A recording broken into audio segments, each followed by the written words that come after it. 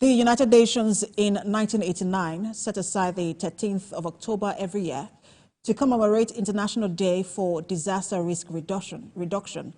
The aim is to celebrate how people and communities around the world are reducing their exposure to disaster. And Moyo Thomas has more in this report on the essence of the day.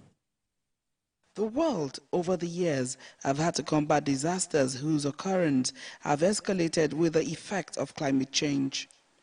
Many developed countries have suffered serious disasters such as tsunamis, wildfires, earthquake and others, which are side effects of heavy industrialization and resultant effects of carbon emissions. Developing countries have not been left out of the natural and man-made disasters from the effect of carbon emissions, despite these countries not being heavily industrialized. This year's commemoration stresses the need to reduce inequality within and among countries.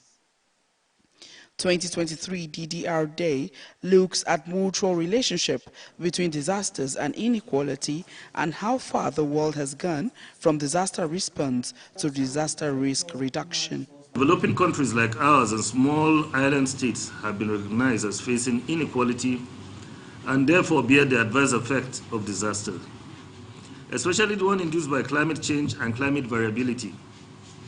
The World Bank, in one of its reports in 2022, indicated that 75% of extreme weather events are currently connected to climate change, fueled by carbon emissions, largely from industrialized countries. The inequality within our communities is further magnified when these disasters strike.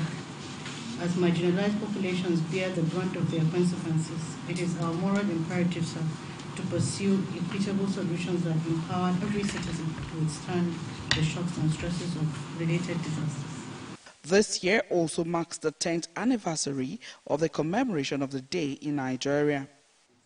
The commemoration is used to remind all that it is not Uhuru yet and to urge all stakeholders to join in the conversation to promote the fight against inequality in order to build a resilient future for our country. Moyo Thomas, TVC News, Abuja.